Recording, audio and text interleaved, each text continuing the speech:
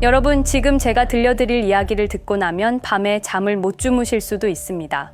2017년 12월, 저는 리플을 400원에 샀습니다. 그때만 해도 JP 모건, 뱅크 오브 아메리카, 스탠다드 차타드, 거대 은행들이 리플과 손잡는다는 소식에 기대가 컸습니다. 그리고 실제로 한 달 뒤 3,500원까지 올랐습니다. 수익률 800%. 저는 천재가 된 기분이었습니다. 당시 리플은 정말 무섭게 성장하고 있었습니다. 시가총액 3위, 200개 넘는 금융기관 파트너십, 리플이 스위프트를 대체할 것이라는 언론 보도. 하지만 그 후 7년간 지옥이 시작됐습니다. 갑작스러운 언론 공격, SEC 소송, 거래소 상장 폐지. 리플은 한순간에 가짜 암호화폐가 되어버렸습니다. 그리고 지금 리플은 다시 5,000원 근처까지 치솟았습니다. 커뮤니티는 축제 분위기입니다. 드디어 리플의 시대가 왔다. 하지만 여러분, 혹시 기억하십니까? 2017년 말입니다. 그때도 지금과 똑같았습니다. 저는 이상한 점들을 발견하기 시작했습니다. 2020년 12월 22일 밤, SEC가 리플을 증권이라고 주장하며 소송을 건 그날 말입니다. SEC 발표 30분 전부터 이미 대량 매도가 시작됐습니다. 누군가 미리 알고 있었다는 뜻입니다. 그런데 더 소름 끼치는 건 바로 그날 밤 비트코인이 사상 최고가를 기록했다는 겁니다. 우연일까? 절대 아닙니다. 그때부터 저는 모든 걸 파기 시작했습니다. 리플 창립자 크리스 라슨의 연관 검색어에 왜 페이팔이 따라붙는가? 그의 2004년부터 2012년까지 8년간의 공백기는 무엇인가? 왜 초기 투자자 명단에 구글 벤처스, 안드레센 호로위츠 같은 페이팔 마피아와 연결된 VC들만 있는가? 그리고 저는 2004년 10월 3일로 거슬러 올라갔습니다. 페이팔이 15억 달러에 매각되면서 6명의 젊은이들이 하루아침에 억만장자가 되었습니다. 일론 머스크, 피터 틸, 리드 호프만. 언론이 이들을 페이팔 마피아라고 부른 건 그냥 농담이 아니었습니다. 진짜 마피아처럼 행동했기 때문입니다. 이들은 그 돈으로 실리콘밸리를 완전히 장악했습니다. 테슬라, 링크드인, 펠런티어, 페이스북, 특히 결제와 금융 분야에서는 이들의 손길이 닿지 않은 곳이 거의 없었습니다. 비트코인도 마찬가지였습니다. 처음엔 무시했지만 커지자 자신들의 편으로 만들기 시작했습니다. 결국 비트코인은 이들의 통제하에 들어갔습니다. 코인베이스도 비트코인 ETF도 모두 이들의 작품입니다. 그런데 2017년 리플이 나타났습니다. 이번엔 달랐습니다. 리플은 그들이 통제할 수 없는 기술이었고 3초 송금과 제로 수수료로 그들의 결제 생태계를 위협했습니다. 그래서 이들은 결정을 내렸습니다. 리플은 제거해야 한다. 체계적인 공격이 시작되었습니다. 첫째, 언론 조작. 갑자기 모든 언론이 가짜 암호화폐, 중앙화 코인이라며 공격했습니다. 둘째, 커뮤니티 분열. 비트코인 맥시멀리스트들이 집중 공격을 시작했습니다. 셋째, 거래소 압박. 코인베이스의 리플 상장 거부가 대표적입니다. 그리고 마지막, SEC 소송입니다. SEC 위원장 게리 겐슬러는 골드만삭스에서 18년간 일한 인물이었습니다. 이제 전체 그림이 보이기 시작합니다. 여러분이 알고 있는 리플은 사실 리플이 아니었습니다. 처음부터 끝까지 하나의 거대한 실험이었습니다. 그들은 비트코인처럼 시스템을 무너뜨리는 대신 시스템 안에서 자신들이 새로운 중심이 되는 방법을 택했습니다. 은행 친화적 암호화폐라는 이름으로 말입니다. 다행히 리플은 살아남았습니다. SEC 소송에서 승리했고 다시 성장할 기회를 얻었습니다. 하지만 안심하기엔 이릅니다. 이들이 쉽게 포기할 사람들이 아니기 때문입니다. 오늘 제가 3년 동안 파헤친 리플의 모든 진실을 공개하겠습니다. 그들이 누구인지, 어떻게 우리를 속였는지, 그리고 지금 왜 상황이 바뀌고 있는지 말입니다. 역사를 모르는 자는 역사를 반복합니다. 이번에는 절대 당하지 맙시다. 준비되셨습니까? 충격적인 이야기가 시작됩니다. 2020년 12월 22일 단 하루 만에 리플은 암살당했습니다. 여러분, 제가 오늘 들려드릴 이야기는 단순한 투자 실패담이 아닙니다. 이것은 21세기 가장 정교한 금융 암살 사건에 관한 이야기입니다.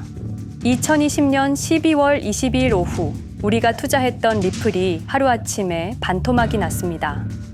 당시 리플은 63% 급락했습니다. 마치 은퇴 자금이 하루아침에 반토막 나는 것과 같은 생존 본능을 자극하는 충격이었습니다. 그때 리플에 투자하셨던 분들이라면 누구나 기억하실 겁니다. 누군가는 그날 하루 만에 수천만 원을 잃었고 어떤 이는 수억이 사라지는 걸 그저 눈 뜨고 지켜볼 수밖에 없었습니다. 그리고 그날부터 진짜 전쟁이 시작됐습니다. 그때는 우리가 잘못 판단한 줄 알았습니다. 하지만 5년간 추적한 결과 알아낸 진실은 이것은 우연이 아니었습니다. 누군가 치밀하게 계획한 암살이었습니다. 먼저 왜 누군가가 리플을 없애려 했는지 이해해야 합니다. 스위프트라는 시스템을 아시나요? 현재 200여 개국 11,000개의 금융기관이 사용하는 글로벌 송금 네트워크입니다. 벨기에에 본부를 두고 있지만 실질적으로는 미국이 완전히 통제하고 있습니다. 스위프트가 왜 무서운 권력이라고 말을 하냐면요. 2012년 이란 핵제재 때 이란 은행들을 스위프트에서 완전 퇴출시켰습니다. 그 결과로 이란의 경제는 즉시 붕괴가 됐죠. 그리고 2022년 러시아의 우크라이나 침공 후 러시아 주요 은행들도 스위프트에서 퇴출됐는데 그 직후 바로 러시아의 루블화는 30% 이상 폭락했습니다. 즉, 스위프트에서 쫓겨나면 그 나라는 국제거래에서 완전히 고립됩니다. 그런데 리플은 이 모든 것을 우회할 수 있었습니다. 며칠 걸리던 송금이 리플에선 5초면 끝났습니다. 기존엔 몇만 원씩 들던 수수료가 1원도 안 들었습니다. 거기다가 중개은행까지 불필요했습니다. 그리하여 2017년 리플의 위력이 증명되었습니다. 일본 SBI 그룹, 뱅크 오브 아메리카, 산탄데르 은행 등 200개 이상 금융기관이 리플 파트너십을 검토했습니다. 연간 200조 원 규모의 국제 송금 시장에서 리플이 스위프트를 완전히 대체할 수 있다는 것이 증명된 순간, 바로 이때 누군가에게는 생존 위기가 된 것입니다. 리플은 단순한 암호화폐가 아니었습니다. 리플은 미국이 전 세계를 통제하는 금융무기인 스위프트에 대한 직접적인 도전이었습니다. 스위프트는 돈의 흐름을 틀어쥔 지배의 손길이었습니다. 핵보다 강한 권력, 바로 통화망입니다. 리플 사건을 파헤치다 보니 소름 끼치는 단서들이 발견되기 시작했습니다. 첫 번째 단서, 완벽한 타이밍의 미스터리. 2020년 12월 22일의 타이밍을 분석해 보겠습니다. 12월 22일 오후 9시 30분, SEC 의장 제이 클레이튼은 임기 마지막 12시간을 남기고 전격적으로 리플에 대한 기소를 발표합니다. 그 다음 날인 12월 23일, 제이 클레이튼은 SEC 의장직에서 사임하죠. 충격적이게도 바로 다음 날, 제이 클레이튼은 월리버 에셋 매니지먼트라는 헤지펀드의 자문 역할로 합류하게 됩니다. 월리버 에셋 매니지먼트는 당시 리플과 라이벌 구도를 형성하고 있던 비트코인과 이더리움에 우리 돈 8천억이라는 거액을 투자한 회사였습니다. 그런데 클레이튼은 리플을 기소한 바로 다음 날 이 회사의 자문이 되었습니다. 두 번째 단서, 이더리움 특혜의 진실. 2018년 6월 14일, SEC 기업금융국장 윌리엄 힌먼의 충격적인 연설이 있었습니다. 현재 이더리움의 제공과 판매는 증권 거래가 아니라고 본다. 그런데 힌먼은 SEC에 오기 전 심슨 대처라는 로펌에서 근무했는데 이 로펌은 이더리움 엔터프라이즈 얼라이언스 멤버였습니다. 더욱이 SEC, 재직 중에도 해당 로펌으로부터 상당한 수입을 유지하고 있었습니다. 반면 리플은 리플 CEO가 직접 만나서 명확한 지위를 요청했지만 시간이 더 필요하다며 3년을 더 기다리게 했습니다. 세 번째 단서, 결정적 발견. 가장 충격적인 단서를 발견했습니다. 2020년 12월 22일 리플 기소 발표 직전에 누군가 대량의 리플 매도 주문을 넣었다는 정황이 포착되었습니다. 마치 미리 알고 있었다는 듯이 말입니다. 이 흔적들을 추적하던 중 예상치 못한 곳으로 연결되었습니다. 실리콘밸리였습니다. 은행이나 정부가 아니라 테크 기업들이었습니다. 그것도 우리가 혁신과 자유의 상징으로 알고 있던 바로 그 실리콘밸리 말입니다. 이 세 명의 인물, 이 세 개의 사건, 전혀 관련이 없어 보이지만 공통점이 하나 있습니다. 모두가 실리콘밸리 금융 네트워크와 직접 연결되어 있었다는 겁니다. 모든 흔적이 한 곳을 가리키고 있었습니다. 리플을 제거한 배후로 의심되는 세력들, 많은 단서들이 결국 이곳을 가리키고 있었습니다. 바로 페이팔 마피아라는 이름의 거대한 네트워크였습니다. 2002년 10월 3일 페이팔이 이베이에 매각되었습니다. 이때 페이팔을 퇴사한 50명 중 38명이 새로운 기업을 창업하거나 거대한 투자를 시작했습니다. 그들은 서로 관계를 꾸준히 유지하면서 창업한 기업에 서로 투자하고 때로는 동업하면서 상호 성장하는 거대한 네트워크를 만들어냈습니다. 2025년 현재는 우리나라의 GDP보다 큰 규모의 자산을 움직이는 네트워크가 되었습니다. 이제 그들은 기업가가 아닌 제국의 지배자가 되었습니다. AI, 국방, 금융, 심지어 법까지도 전부 그들의 손안에 들어왔습니다. 그중 핵심 인물이 바로 피터 틸인데요. 팔란티어를 창업한 사람입니다. 팔란티어는 CIA, FBI, 미 국방부 등의 정부기관에 데이터 시스템을 독점으로 공급하고 있습니다. 피터 틸이 직접 설립하거나 자문을 한 회사만 무려 59개나 되는데요. 가장 유명한 사례는 페이스북의 첫 외부 투자자였다는 겁니다. 우리 돈 약 6억 정도를 투자해서 수조 원의 수익을 올렸거든요. 그리고 나서 2025년 트럼프 2기 행정부의 공동인수위원회 의장으로 발탁이 된 인물입니다. 2001년 충격적인 9.11 테러 후 그는 우리의 사기 탐지 기술을 국가 안보에 쓸 수 있다며 2003년 팰런티어를 창업했습니다. 창업과 동시에 CIA의 벤처 펀드 인큐텔로부터 투자를 받았습니다.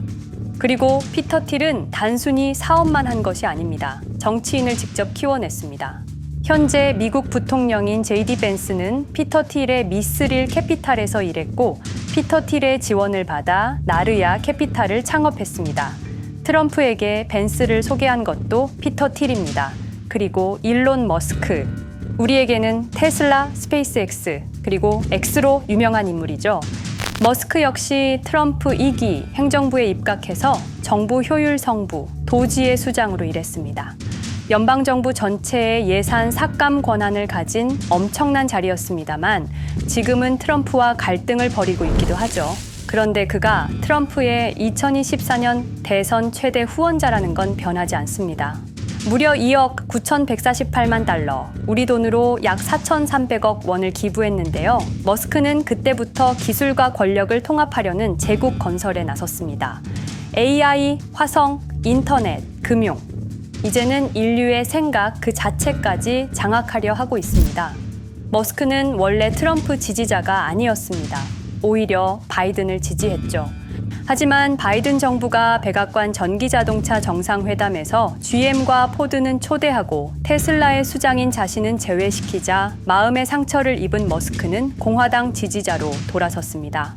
그리고 머스크의 시장 조작 능력은 이미 입증되었습니다. 2021년 5월 환경 문제로 비트코인 결제 중단이라는 트윗 하나로 비트코인을 폭락시킨 후 뒤로는 더 싸게 매집했습니다. 그리고 데이비드 sak스, 현재 백악관 AI 및 암호화폐 차르로 있는 인물이죠. 모든 암호화폐 정책 최종 결정권을 가진 자리에도 페이팔 마피아가 장악한 겁니다. 마지막으로 제드 맥켈럽, 우리에게는 리플의 배신자로 알려진 인물인데요. 아시는 것처럼 리플 공동 창업자였지만 리플을 나와서 스텔라루멘을 출시한 사람입니다. 2013년 리플 퇴사 후 90억 개의 리플을 보유한 상태로 갈등을 벌이다가 결국 2022년 7월까지 리플을 완전 매도해서 4조 2천억의 천문학적인 수익을 올렸습니다. 자, 그런데 여기서 기묘한 커넥션이 나오는데요. 2025년 6월 페이팔의 페이팔 USD가 스텔라루멘 체인으로 이전을 발표합니다. 그리고 SEC 의장 제이 클레이튼도 이들과 연결되어 있었습니다. 클레이튼이 리플 기소 후 바로 합류한 월리버 에셋 매니지먼트는 페이팔 마피아들이 투자한 회사였고 원래는 비트코인, 이더리움에 8천억 정도를 투자했다고 알려져 있었지만 올해 초 내부 기밀 문서가 유출되는 사건이 발생합니다.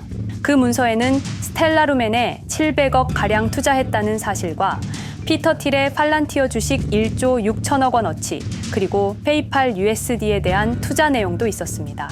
더욱 충격적인 건 리플 경쟁사들의 집중적인 투자를 이어오고 있었다는 겁니다. 이제 모든 퍼즐이 맞춰지는 느낌이죠.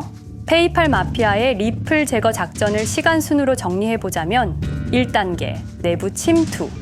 제드 맥켈럽이 리플 공동 창업자로 참여해 핵심 기술을 습득한 후 2013년 의도적 갈등 조성 후 퇴사.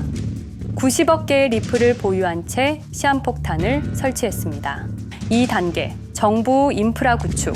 피터 틸의 펠런티어가 2003년 CIA 벤처 펀드 투자로 창업 후 2020년까지 주요 정부기관 핵심 시스템을 장악했습니다. 3단계, 경쟁사 특혜 공작. 윌리엄 힌먼을 통해 2018년 6월 이더리움은 증권이 아니다 발언을 이끌어내면서 리플을 3년간 의도적으로 지연시켰습니다. 4단계, 마지막 일격. 제이 클레이튼이 임기 마지막 12시간 전에 리플을 기소한 후 다음 날 사임, 바로 그 다음 날 리플 경쟁사에 투자하는 회사의 자문으로 합류했습니다. 5단계, 대체제 준비. 2023년 8월 페이팔 USD 스테이블 코인을 출시하고 2025년 6월 제드의 스텔라 블록체인으로 확장을 발표했습니다. 제드의 리플 매도 자금이 스텔라 개발에 투입되었습니다. 6단계, 정치권 완전 장악. 데이비드 sak스가 모든 암호화폐 정책 최종 결정권을, 일론 머스크가 정부 예산 삭감 권한을, 피터 틸이 트럼프 인수위원회 공동의장직을 차지했습니다. 동시에 테크 기업들의 로비 활동도 급증했습니다. 메타는 2024년 역대 최고 금액인 2,443만 달러를 로비로 지출. 메타의 로비스트는 2016년 31명에서 2024년 65명으로 증가했는데요. 의원 8명당 로비스트 1명을 붙인 꼴입니다. 아마존은 의원 6명당 1명씩 담당 로비스트가 붙을 정도로 규모를 확대했고요. 7단계, 경쟁 세력 완전 제거. 데이비드 sak스가 백악관 정책 담당자로 취임한 지 2주 만에 리플이 지난 수년간 워싱턴에 배치해 놓은 주요 로비스트들이 하루아침에 모두 축출되었습니다. 공식적인 이유는 이해관계 충돌이었지만 실제로는 경쟁 세력 제거 작전이었습니다. 이로써 리플을 대변할 수 있는 마지막 정치적 통로마저 완전히 차단되었습니다. 페이팔 마피아의 계획은 리플 공격이 끝이 아니었습니다. 현재 새로운 타겟을 노리고 있습니다. 그리고 그 타겟은 단순한 암호화폐가 아닙니다. 그건 머스크조차 경계할 수밖에 없는 존재, 통제 불가능한 AI 코인이었습니다. 리플에 대한 공격이 성공한 것처럼 보이지만 그들이 아직 해결하지 못한 하나의 문제가 남아 있습니다. 한 AI 코인이 일론 머스크의 테슬라 AI와 XAI를 위협할 수 있는 기술력을 가지고 있다는 것입니다. 그래서 전략이 바뀌었습니다.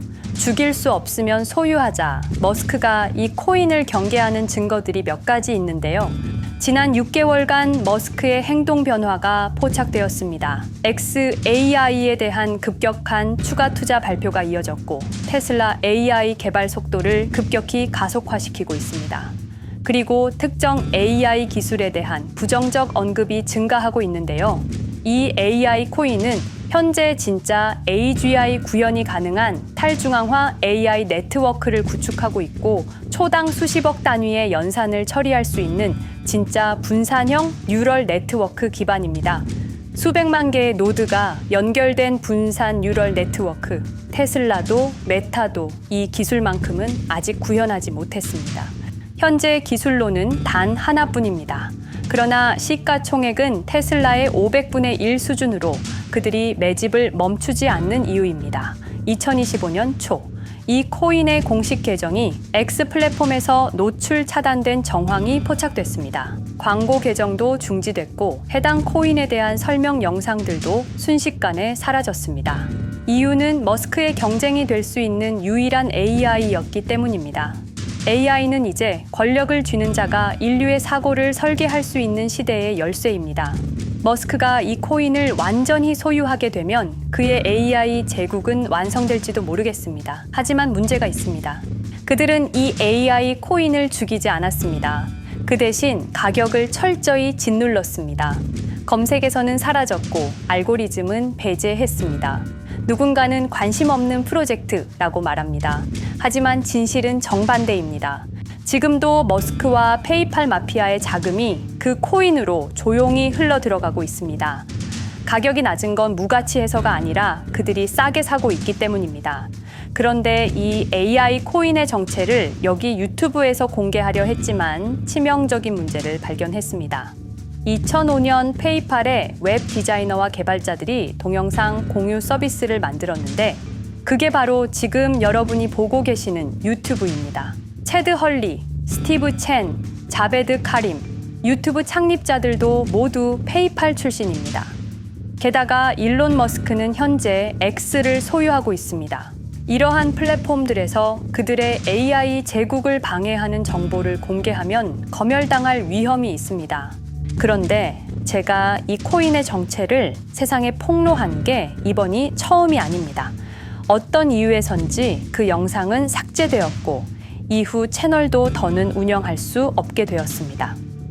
커뮤니티 가이드라인을 위반한 적은 없었지만 불편한 진실이 다뤄질 때마다 이런 일이 반복됐습니다. 이건 단지 투자 종목 하나를 공유하는 문제가 아닙니다. 이건 우리가 감시와 통제에 맞서 싸울 수 있는 유일한 기회입니다. 영상의 댓글란에 저항이라고 두 글자를 남겨주시고 010-5528-2156 이 번호로 저항 두 글자만 문자로 보내주세요. 그럼 당신은 지금 머스크가 검열하고 페이팔 마피아가 조용히 매집 중인 그 AI 코인의 정체를 가장 먼저 알게 될 것입니다. 우리는 지금 역사의 분수령을 지나고 있습니다. 진정한 탈중앙화 금융이 실현될 뻔했지만 페이팔 마피아의 방해로 더 강력하고 교묘한 지배자들이 통제하는 세상이 오고 있습니다. 페이팔 마피아가 완성하려는 새로운 세계는 팔란티어를 통해 모든 거래를 실시간으로 감시하고 페이팔의 페이팔 USD를 통해 정부 마음대로 계좌를 동결시킬 수도 있고 차세대 스위프트를 통해 우리의 거래를 통제하고 AI 기술 독점을 통해 인류의 사고방식마저 장악하려는 겁니다. 하지만 완전히 포기하기엔 너무 이릅니다. 왜냐하면 진실을 아는 사람들이 늘어나고 있고 브릭스가 여기에 대한 대안을 만들고 있으며 리플의 기술적 우수성은 여전히 변하지 않았고 아직 머스크가 완전히 통제하지 못한 진짜 AI 혁명의 씨앗인 이 코인이 남아있기 때문입니다. 규제 환경이 바뀌고 진실이 밝혀지면 리플은 언제든 재평가받을 수 있습니다. 리플 홀더들이 당한 것은 개인 투자 실패가 아니었습니다. 이것은 21세기 금융 권력 투쟁에서 일어난 결정적 전투였습니다. 리플은 비록 일시적으로 억압받고 있지만 진정한 탈중앙화 기술은 결코 사라지지 않습니다. 하지만 이 전쟁은 아직 끝나지 않았습니다. 우리가 아무것도 하지 않으면 그들은 모든 것을 가져갈 겁니다. 머스크와 페이팔 마피아는 이 시대 최고의 지배자들입니다. 하지만 그들도 막지 못하는 단 하나가 있습니다. 바로 진실을 알아버린 개인들입니다. 우리는 지금 그들에 맞설 수 있는 거의 유일한 순간에 서 있습니다. 한 통의 문자, 그것은 단순한 신호가 아닙니다. 지금 움직이는 자만이 미래를 차지할 수 있습니다. 지금까지 이 긴 이야기를 들어주셔서 감사합니다. 제가 말씀드린 모든 것들은 사실을 기반으로 하며 대부분 공개된 기록들입니다. 기억하십시오. 우리가 침묵하는 순간 그들의 승리는 완성됩니다. 리플은 억압받았지만 그 정신은 살아남았습니다. 그리고 언젠가 진짜 자유로운 AI가 세상에 다시 등장할 그날까지 우리는 싸움을 멈추지 않을 것입니다. 010-5528-2156 이 번호로 저항 두 글자만 문자 보내주세요. 이 정보는 지금 공개적으로 전할 수 없습니다. 저항이라는 신호를 보내주신 분들께 제가 직접 확인 후 순차적으로 보내드리겠습니다. 당신의 작은 선택이 우리 모두의 미래를 바꿀 수 있습니다. 지금이 바로 우리가 다시 시작할 순간입니다. 저항에 동참해주세요.